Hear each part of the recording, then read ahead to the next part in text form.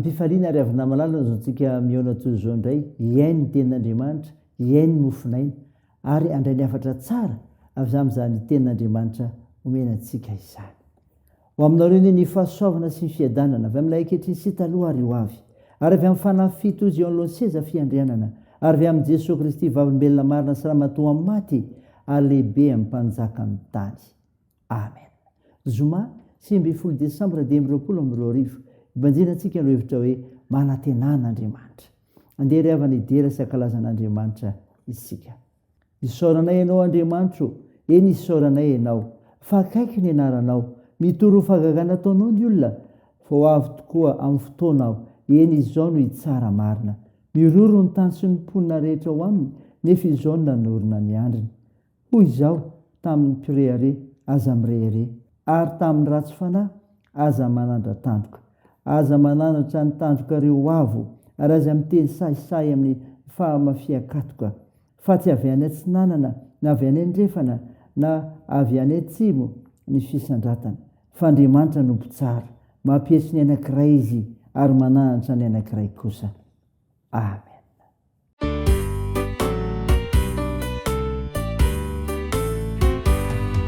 Falia rakizy madiniky zao faly fa velony sika kanatratry zao faly fa maro ny zaza te ahity zao kanefa voasakany zava-manjo falio falio faly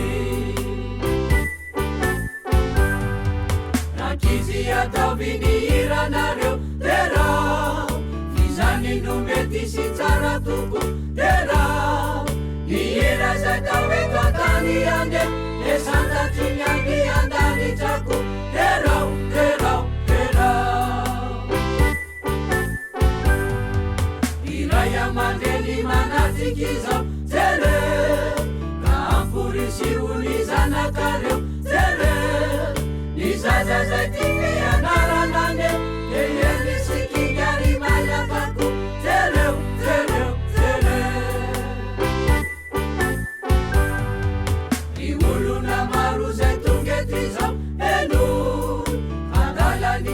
mandivianareo eno uvelo taraina ny ray amande sy mafabaraka toko atoko eno eno eno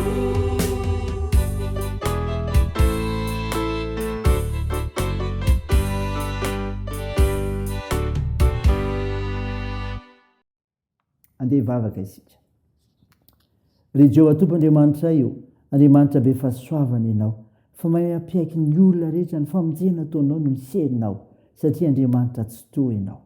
Misaotra, midera, mankalaza narinao masina izay Tompo, mivavaka aminao. Mpanota masy izay, ko mangataka amin'ny famindram-ponao, mamindrafo anay ary mamela any ka hiafao izay. Feno ny fananao masina izay anazavanay amin'ny fanambara amin'ny teninao.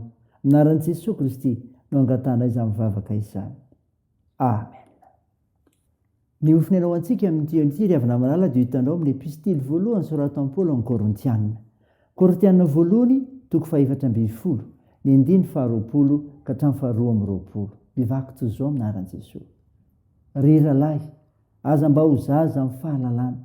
Raha amin'ny lolo-po dia aoka ho zaza-body ho aza, fa amin'ny fahalalana kosa dia aoka lehilahy tokoa. Voasoratra amin'ny lalàna hoe amin'ny olona hafa fiteny sy amin'ny molotry ny olon-kafa no itenenako amin'ity firenena ity.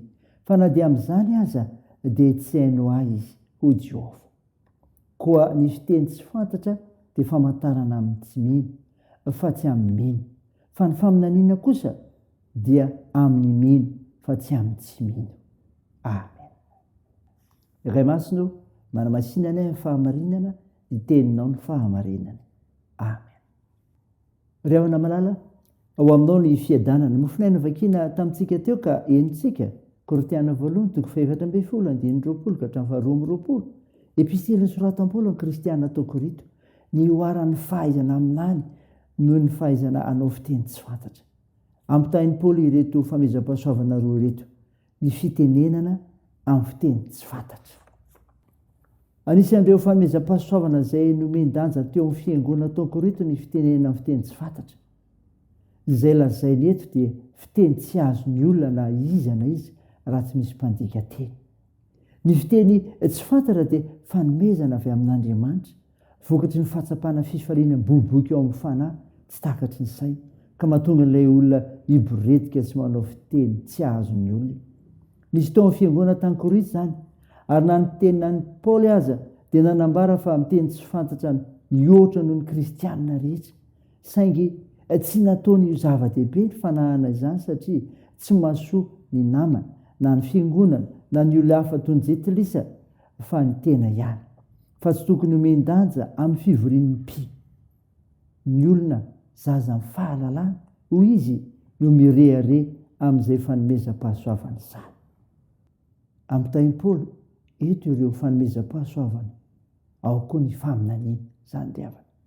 Ny faminaniana ambareto dia tsy milaza ireo olona sasany izay lazo fiantsoana manokana ho mpaminany ihany, fa mahakasika ny kristianina rehetra izay mandray fanomezam-pahasoavana mampandroso azy hiteny araka izay tarehin'ny fanamasina azy, ka ahazony fiangonana firafetana ho tempolin'Andriamanitra tokoa ao amin'i Kristy.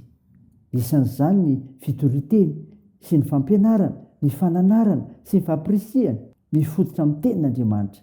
Ireo tokony ho katsahana fatratra ho fampandrosoana ny fiangonana.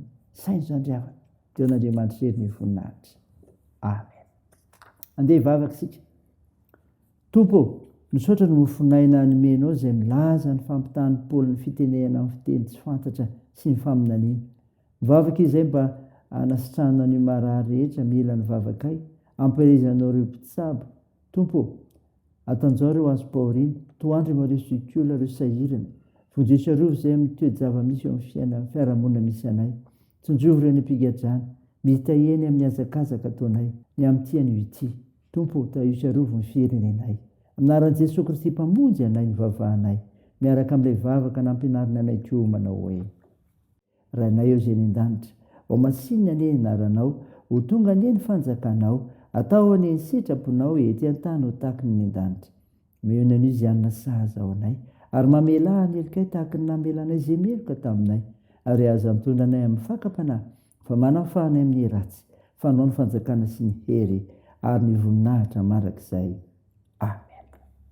Raha isa finoana riavana nitsodrana todranao aminaran'i Jesosy Kristy.